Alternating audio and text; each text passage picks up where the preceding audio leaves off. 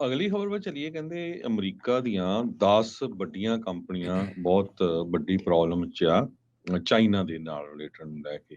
ਇਕੱਲਾ ਐਪਲ ਨਹੀਂ ਹੈਗਾ, ਕਿਉਂਕਿ ਐਪਲ ਦੀ ਪ੍ਰੋਡਕਸ਼ਨ ਕਿੰਨੀ ਜ਼ਿਆਦਾ ਜਿਹੜੀ ਚਾਈਨਾ 'ਚੋਂ ਹੁੰਦੀ ਸੀ, ਕਿੰਨੀ ਜ਼ਿਆਦਾ ਕਿ ਮੈਜੋਰਟੀ 'ਚ ਉੱਥੇ ਹੁੰਦੀ ਸੀ।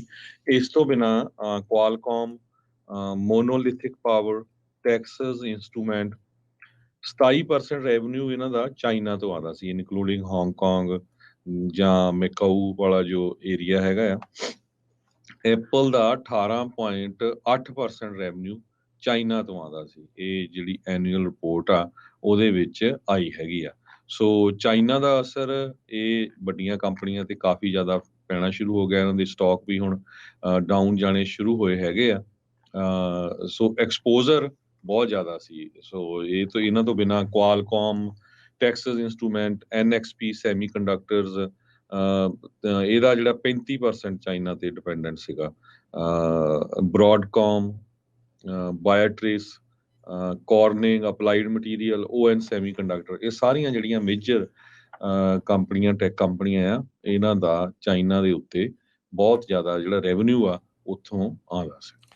ਚਾਈਨਾ ਨੇ ਐਪਲ ਨੂੰ ਕਾਫੀ ਵੱਡਾ ਝਟਕਾ ਦਿੱਤਾ ਜਦੋਂ ਚੀਨ ਨੇ ਆਪਣੇ ਜਿਹੜੇ ਸਰਕਾਰੀ ਕੰਮ ਕਾਜ ਦੇ ਲਈ ਜਾਂ ਸਰਕਾਰੀ ਵਰਕਰਸ ਆ, ਗਵਰਨਮੈਂਟ ਵਰਕਰਸ ਆ, ਉਹਨਾਂ ਨੂੰ ਐਪਲ ਦੇ ਆਈਫੋਨਸ ਵਰਤਣ ਤੋਂ ਇਨਕਾਰ ਕਰ ਦਿੱਤਾ, ਰੋਕ ਦਿੱਤਾ। ਇਨਫੈਕਟ ਉਹਦੇ ਕਰਕੇ ਐਪਲ ਦੇ ਜਿਹੜੇ ਸ਼ੇਅਰ ਆ ਉਹ ਬੁੱਧਵਾਰ ਨੂੰ 4% ਤੇ ਵੀਰਵਾਰ ਨੂੰ 3% ਜਿਹੜੇ ਉਹ ਡਿੱਗ ਗਏ।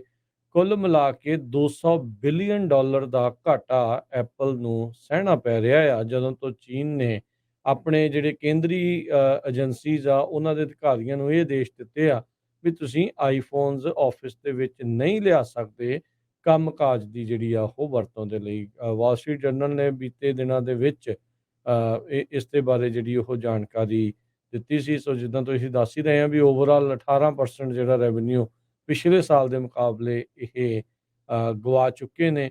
ਸੋ ਕੁੱਲ ਮਿਲਾ ਕੇ $200 ਬਿਲੀਅਨ ਤੋਂ ਵੱਧ ਦਾ ਜਿਹੜਾ ਨੁਕਸਾਨ ਆ ਪਿਛਲੇ 2 ਦਿਨਾਂ ਦੇ ਵਿੱਚ ਹੋ ਚੁੱਕਾ ਆ।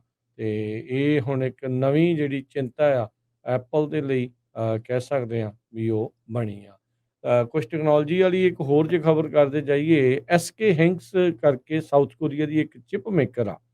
ਹੁਣ ਸਮੱਸਿਆ ਇਹ ਪੈ ਗਈ ਆ ਵੀ ਜਿਹੜਾ ਮੇਟ 60 ਪ੍ਰੋ ਹੈਗਾ ਆ ਫੋਨ, ਜਿਹੜਾ ਕਿ ਇੱਕ ਹਿਸਾਬ ਦੇ ਨਾਲ ਰੋਕਿਆ ਗਿਆ ਸੀਗਾ ਵੀ ਇਹ ਜਿਹੜੀਆਂ ਚਿਪਸ ਹਵਾਈ ਦੇ ਫੋਨਸ ਦੇ ਵਿੱਚ ਨਹੀਂ ਜਾ ਸਕਦੀਆਂ, ਇਹ ਸਾਊਥ ਕੋਰੀਆ ਦੀ ਕਹਿੰਦੇ ਵੀ ਇਹ ਮੈਮਰੀ ਚਿਪਸ ਆ ਉਸ ਦੇ ਵਿੱਚ ਕਿੱਦਾਂ ਪਹੁੰਚ ਚੁੱਕੀਆਂ। ਇਹਦੇ ਕਰਕੇ ਜਿਹੜਾ ਹਾਈਨੈਕਸ ਹੈਗਾ ਆ ਚਿਪ ਮੇਕਰ, ਉਹਦੇ ਸ਼ੇਅਰ ਵੀ 4% ਜਿਹੜੇ ਉਹ ਡਿੱਗ ਗਏ ਆ। ਸੈਂਕਸ਼ਨਸ ਲੱਗੀਆਂ ਹੋਈਆਂ ਆ ਹਵਾਈ ਦੇ ਉੱਤੇ ਕਿਉਂਕਿ ਚਾਈਨਾ ਦੀ ਇਹ ਕੰਪਨੀ ਆ, ਤੇ ਬਾਕੀ ਚਿਪ ਮੇਕਰਸ ਆ ਉਹਨਾਂ ਨੂੰ ਰੋਕਿਆ ਗਿਆ ਹੈਗਾ ਵੀ ਤੁਸੀਂ ਆਪਣੀਆਂ ਚਿਪਸ ਇਸ ਟਾਈਮ ਸੈਂਕਸ਼ਨਡ ਕੰਪਨੀ ਆ ਉਹਨਾਂ ਨੂੰ ਨਹੀਂ ਘੱਲ ਸਕਦੇ। ਸੋ ਇਹ ਕੈਨੇਡਾ ਬੇਸਡ ਇੱਕ ਰਿਸਰਚ ਆਰਗੇਨਾਈਜੇਸ਼ਨ ਹੈਗੀ ਆ, ਇਹ ਸਪੈਸ਼ਲਾਈਜ਼ ਕਰਦੀ ਆ ਸੈਮੀ ਕੰਡਕਟਰਸ ਦੇ ਵਿੱਚ। ਉਹਨਾਂ ਨੇ ਦੇਖਿਆ ਵੀ ਹਵਾਈ ਦੇ ਹੈਂਡਸੈਟ ਦੇ ਵਿੱਚ ਇਹ ਹਾਈਨਿਕਸ ਨਾਂ ਦੀ ਕੰਪਨੀ ਦੀਆਂ ਜਿਹੜੀਆਂ ਚਿਪਸ ਆ ਉਹ ਉੱਥੇ ਪਹੁੰਚੀਆਂ ਹੋਈਆਂ, ਕਹਿੰਦੇ ਵੀ ਲੱਗੀਆਂ ਹੋਈਆਂ ਸੀਗੀਆਂ। ਤੇ ਹੁਣ ਇਹ ਐਗਜ਼ਾਮਿਨ ਕੀਤਾ ਜਾ ਰਿਹਾ ਆ ਵੀ ਇਸ ਦੇ ਵਿੱਚ ਕੀ ਆ। ਚੀਨ ਦੇ ਉੱਤੇ ਪਹਿਲਾਂ ਵੀ ਆਈਪੀਜ਼ ਨੂੰ ਚੋਰੀ ਕਰਨ ਦਾ ਦੋਸ਼ ਲੱਗਦਾ ਰਿਹਾ ਆ।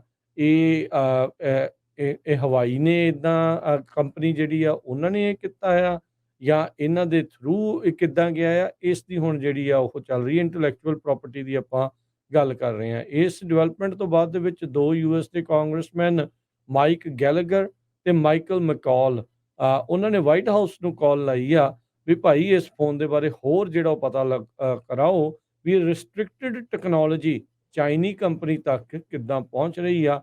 ਇਸੇ ਦਾ ਤਾਂ ਬਹੁਤ ਜ਼ਿਆਦਾ ਰੌਲਾ ਇਸ ਟਾਈਮ ਚੱਲ ਰਿਹਾ। 2019 ਤੋਂ ਯੂਐਸ ਦੀ ਸਰਕਾਰ ਨੇ ਅਮਰੀਕੀ ਕੰਪਨੀਆਂ ਨੂੰ ਹਵਾਈ ਦੇ ਨਾਲ ਕਿਸੇ ਵੀ ਤਰੀਕੇ ਦਾ ਜਿਹੜਾ ਸੌਫਟਵੇਅਰ ਤੇ ਉਹਨਾਂ ਨੂੰ ਇਕਵਿਪਮੈਂਟ ਵੇਚਣ ਦੇ ਉੱਤੇ ਰੋਕ ਲਗਾਈ ਹੋਈ ਹੈ।